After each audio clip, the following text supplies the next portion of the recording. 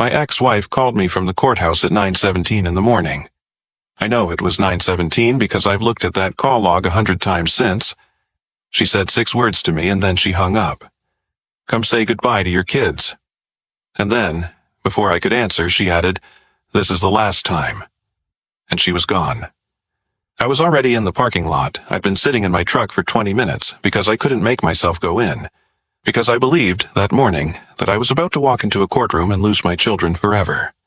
And when I got up to the 3rd floor and off the elevator, her lawyer was standing in the hallway waiting, in his good suit, and he saw me, and he smiled a little, and he said, "Mr. Foley, glad you came. After today, you're nothing to them. I hope you understand that. Legally, biologically, in every way that counts, nothing." And I looked at that man, and I did not say anything because I couldn't have gotten words out if I tried.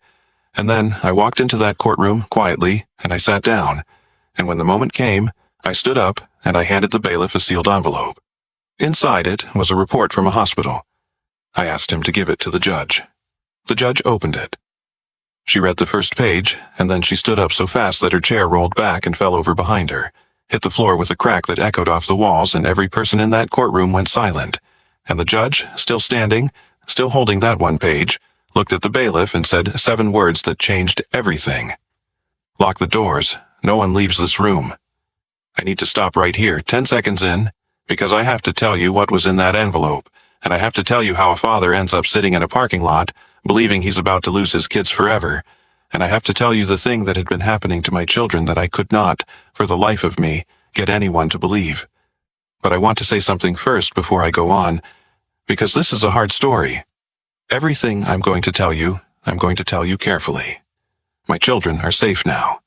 That's the most important thing, and I'm telling you that up front so you can breathe. They are safe. They are okay. They are with me.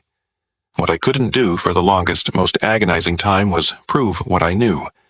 And this is the story of the day I finally could. My name is Nathan Foley. I'm 45 years old, and I have 2 children, Hazel, who is 8, and Sam, who is 6, and they are the entire reason I exist. Their mother, Nicole, and I were married for about 8 years, and we divorced when Hazel was small and Sam was a baby. It wasn't a good divorce, but it wasn't a war either, not at first. We shared custody. The kids lived mostly with Nicole and were with me a good amount, and for a couple of years it worked about as well as those things work. I was a real father. I coached Hazel's little soccer team. I knew Sam's whole bedtime routine, the specific order of the stuffed animals. I was there. Let me tell you what kind of father I was before, because it matters to how much I had to lose. I wasn't a perfect man, but I was a present one. Saturday mornings were pancakes, and I let them wreck the kitchen making them. I knew that Sam would only fall asleep if you left the hall light on and the door open exactly a hand's width, no more, no less. I knew that Hazel was scared of the drain in the bathtub, and had a whole theory about it that she'd explain to me in great detail every single bath. I coached her soccer team badly, and we lost every game, and none of us cared. I was not a weekend visit father who showed up and handed out gifts. I was in it, in the small and glamorous machinery of their days, and my children knew all the way down that their dad was a safe place. Hold on to that, because the whole horror of what came next is that they tried to take that away from those kids and make them believe their safe place was the dangerous one. And then Nicole met a man named Kurt.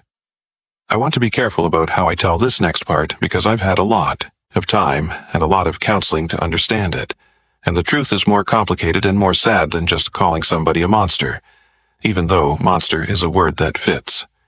Kurt came into Nicole's life, and Kurt was charming. Everybody said so. He was charming to Nicole's friends, and charming to her family, and charming, at first, even to me. But Kurt was also something else, something underneath the charm, and I started to see it before anyone else did, because I was the outsider looking in, and sometimes the outsider sees the thing the people inside can't.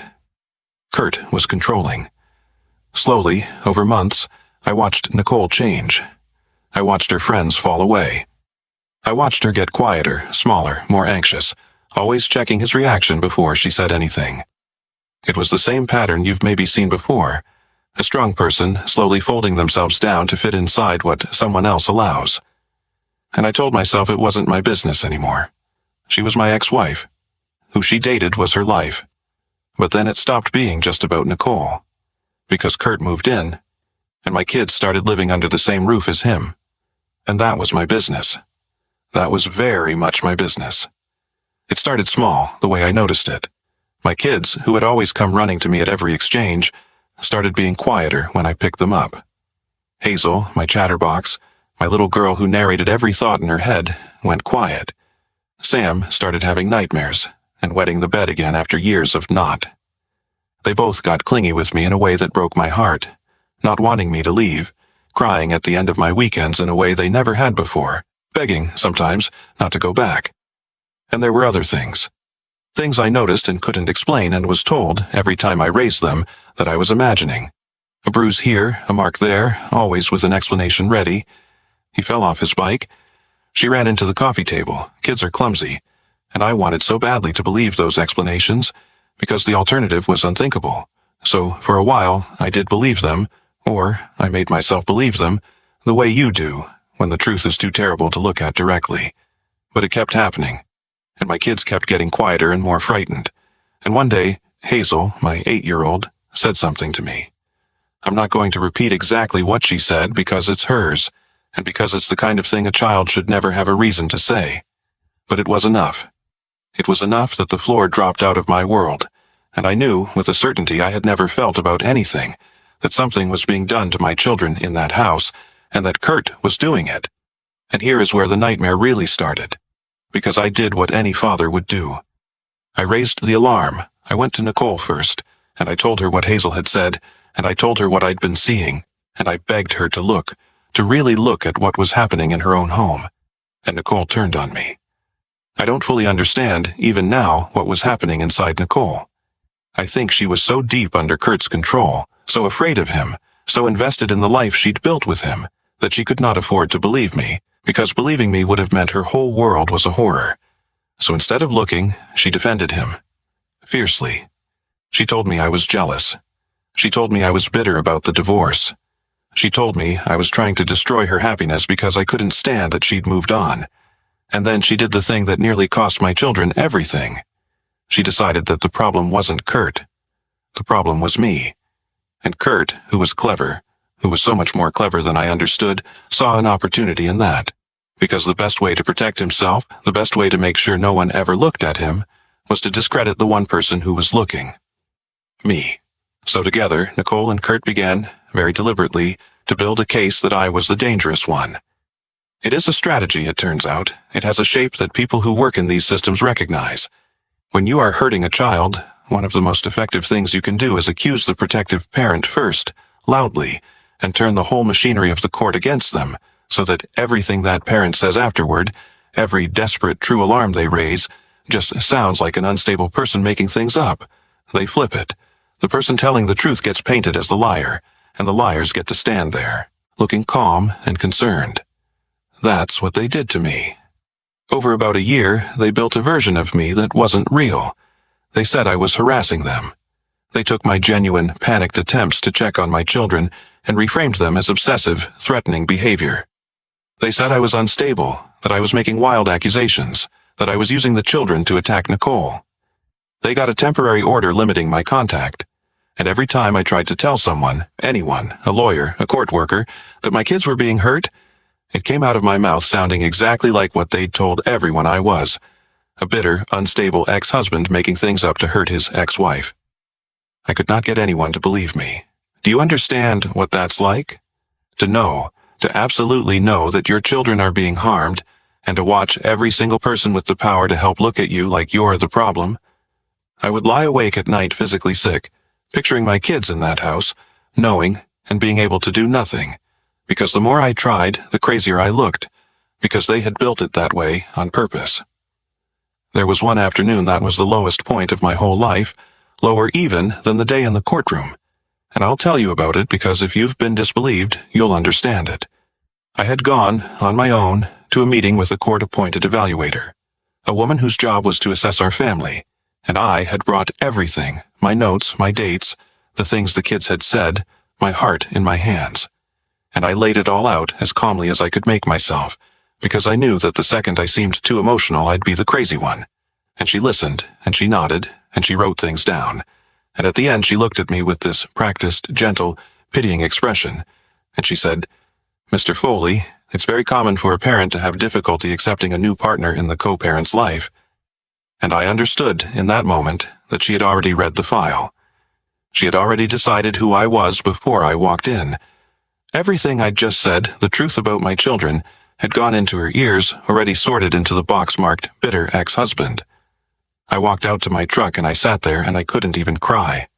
I just felt the specific despair of a person who has told the truth and watched it change nothing. If you felt that, you know. It is one of the loneliest feelings a human being can have. By the beginning of this year, it had gotten to the worst place it could get. Nicole's lawyer had filed to terminate my parental rights entirely, not just limit them, end them. The argument was that I was an unstable, harassing, unfit father whose contact with the children was causing them harm, and that the children would be safer and better off if I were removed from their lives completely and permanently. And because of the version of me that had been so carefully constructed over the past year, it was working. I had a court-appointed lawyer who was overworked and half believed the file in front of him. I had no money for a better one, and I was walking toward a hearing where a judge was going to decide whether I would ever be allowed to see my own children again. That's who I was in that parking lot at 917. A father who had spent a year screaming the truth into a void, watching his kids suffer, being treated like a villain, and who now believed he was about to lose them forever, legally erased, while the man actually hurting them sat there looking respectable. But something had happened 3 weeks before that hearing, and it's the reason this story doesn't end the way it was supposed to end. 3 weeks before, Sam, my 6-year-old, was taken to the emergency room. I found out after the fact, because by then my contact was so restricted, I wasn't even being told things in real time. Nicole took him in, and she had an explanation ready, the way there was always an explanation ready. He'd fallen. An accident at home. And she told the story, and it was a plausible enough story, and on an ordinary day, at an ordinary ER, maybe that story gets written down and everyone moves on. But the doctor who treated Sam that night was not having an ordinary day.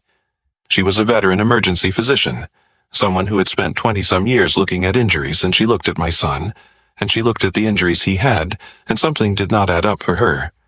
Because injuries tell a story, if you know how to read them, and the story Sam's injuries were telling was not the story Nicole was telling.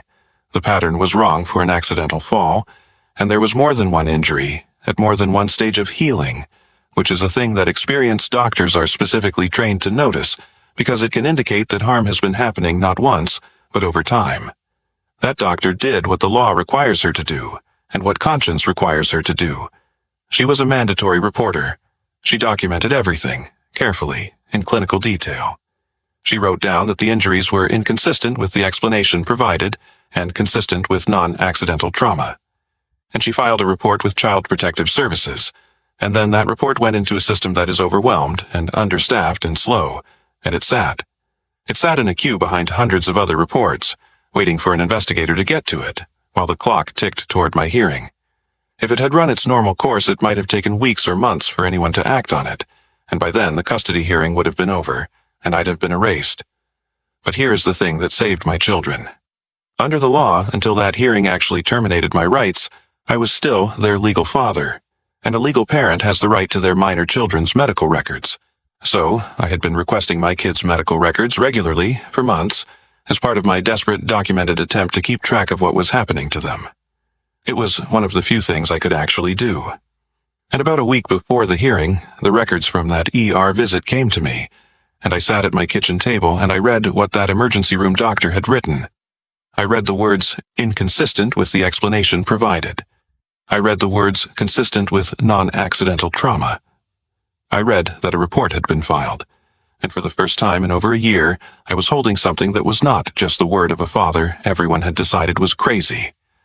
I was holding the professional, clinical, documented judgment of a veteran physician with no stake in my custody battle, who had looked at my son and seen exactly what I had been screaming about for a year. I was holding proof. Here is what I did with that report, because it mattered that I did it right, and because a lawyer I later worked with told me that a lot of people, in that situation, would have blown it by doing the wrong thing. I did not confront Nicole with it. I did not post it anywhere. I did not wave it around or threaten anyone. because I understood, finally, that the only place this piece of paper had power was in front of a judge, under the rules, where it could not be spun or dismissed or reframed as the ravings of a bitter ex-husband. So I had a certified copy made. I kept the original safe, and I decided that I would bring it to the hearing, and at the right moment, I would put it into the hands of the court itself, formally on the record, where the whole carefully built lie would have to collide with a document that couldn't lie back. I told my overworked court-appointed lawyer about it the day before. I watched his face change as he read it. He had, I think, half believed the file about me, the way everyone had, and as he read that ER report, I watched a year of my life get re-understood behind his eyes. He looked up at me, and he said quietly, "Nathan, why didn't they know about this?" And I said, "Because the system's slow, and because everyone decided I was lying a long time ago." And he said, Okay, tomorrow we do this exactly right." The night before the hearing, I didn't sleep at all. I sat up at that kitchen table with the certified copy of the report in front of me, and I did something I hadn't let myself do in a long time, which was let myself feel how afraid I was, because I knew that this was my one shot. If the judge somehow didn't act on it, if it got buried in an objection, if the whole thing went sideways, I was out of moves. There would be no second envelope. I thought about my kids asleep across town in that house, and I thought about how I'd promised Hazel once, back when things were still okay, back when she was little and scared of a thunderstorm, that Daddy would always come if she needed him. I'd said it the way you say things to a child to make them feel safe, not really thinking about it. And now that promise was the only thing holding me together. I whispered it to the empty kitchen like a prayer. "I'm coming. Whatever happens tomorrow, I tried. Daddy tried to come. And then the sun came up, and I put on the only suit I owned, and I drove to the courthouse, and I sat in the parking lot. And at 9:17 my phone rang. The morning of the hearing, Nicole called me at 9:17 to tell me to come say goodbye to my kids, that it was the last time. She believed it. In her mind, and in Kurt's, this was the day they finally won. The day the last threat to their story got legally erased. That's why her lawyer felt comfortable standing in that hallway telling me I'd be nothing to my children after today. They thought it was over. They thought they'd built something I couldn't get out of. And they had no idea, none of them, what was inside the sealed envelope in my jacket. Kurt was there, by the way. He'd come to watch. He sat in the gallery behind Nicole in a nice sweater, looking like a concerned family friend, come to support poor Nicole as she finally freed her children from their dangerous father. He even nodded at me, a small, smug nod when I walked in. He wanted to see it. He wanted to watch me lose. That turned out to be a mistake, him being in that room, but I'll get to that. The hearing began. Nicole's lawyer stood up and started laying out their case, the whole constructed story of the unstable, harassing, unfit father, and I sat there and let him, because I knew what was coming. And when there was an opening, my lawyer stood up and said that before the court went any further, the respondent wished to submit a piece of evidence directly to the court, a certified medical record that was material to the welfare of the children, and he asked that it be handed up to the judge. And I took the sealed envelope out of my jacket, and I gave it to the bailiff, and the bailiff carried it to the bench, and the judge, a woman who had probably seen 1,000 ugly custody fights and thought she'd seen everything, opened it, and she began to read. I watched her face. I will never forget watching her face. She read the first page, the ER physician's findings, the inconsistent with the explanation provided, the consistent with non-accidental trauma, the documented pattern, the filed report. And I watched a judge who had walked into that courtroom believing she was there to rule on whether to remove a dangerous father. Realize, in real time, line by line, that she had it exactly backwards. That the danger was not the man who'd handed up the envelope. The danger was in the home she'd been about to give these children to permanently. The danger was, quite possibly, sitting in her courtroom right now. And that's when she stood up so fast her chair fell over. "Lock the doors," she said. "No one leaves this room." The bailiff moved to the doors, and the whole courtroom froze, because everyone could feel that something enormous had just happened, even if they didn't know what. I need to explain why a judge would do that, because it's not something judges do lightly, and I've since had it explained to me by people who understand these things. A judge orders a courtroom secured when there is a safety issue or a matter of custody developing in real time. And what that judge was holding was, all at once, several things. It was evidence of child abuse, which is a child safety emergency that a judge cannot unknow once she knows it.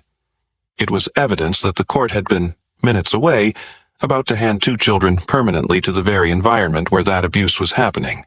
And it was happening in a room that contained, sitting right there in the gallery, the people connected to that home, including a man who, if he understood what was in that envelope, had every reason to walk out those doors and disappear. She was not going to let anyone leave that room until she understood what she was dealing with, and until the right people, the ones with badges, arrived. So she locked it down. What followed, I'm going to describe carefully, because the details matter and because I don't ever want to sensationalize what happened to my kids. The judge called an immediate recess but did not let the room clear. She had court personnel contact Child Protective Services and law enforcement on an emergency basis, and she made it clear this was now a child safety matter that superseded the custody question entirely.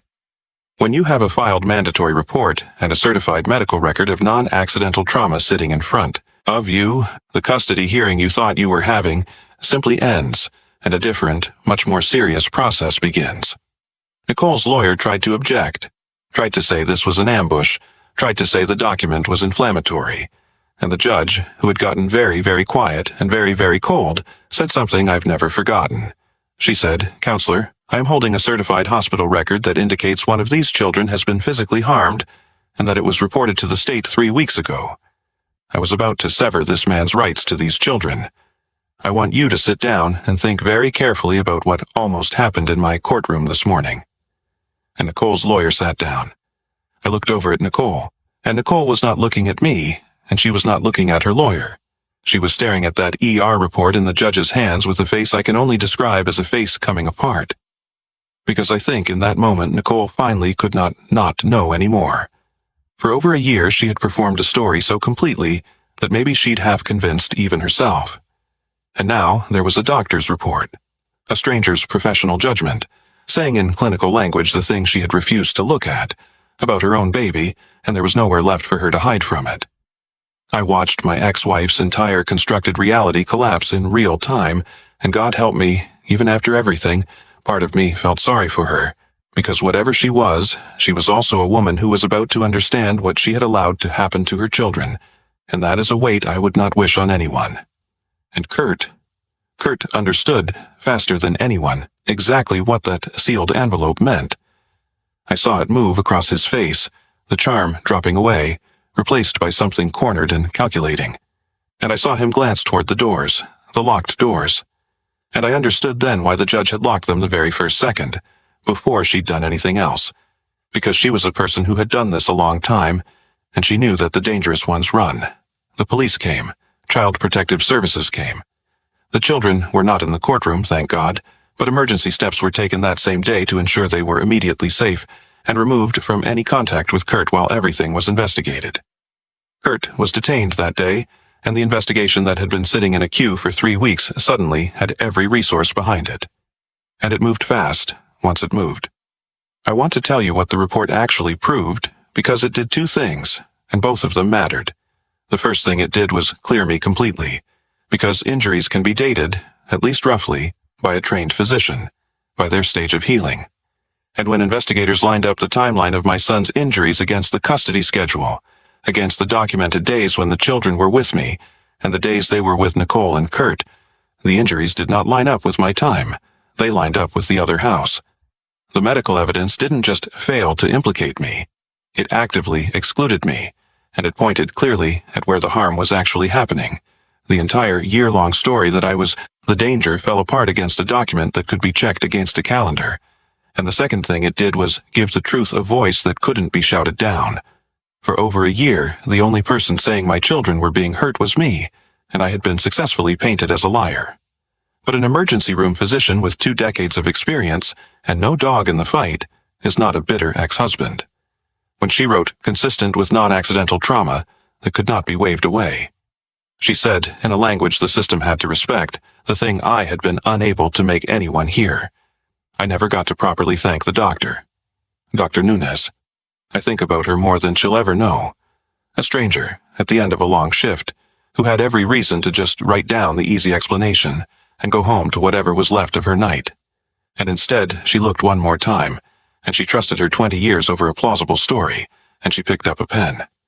She will probably never know that the 2 sentences she wrote in a chart at 2 in the morning saved 2 children's lives and gave a father back his family. That's the thing about the people who quietly do their jobs right.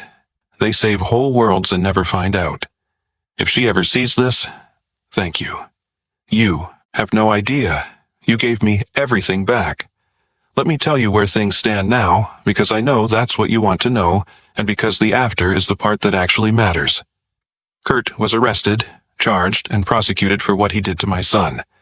I'm not going to detail the proceedings, out of respect for my children's privacy, but I'll tell you that he was held accountable, fully, in a court of law, and that he is no longer anywhere he can hurt a child. The system that had been so slow, so easily fooled, once it finally saw the truth, did its job. Nicole is the hard part, and I'm going to be honest with you about it, because I don't believe in tidy endings. Nicole lost custody of the children.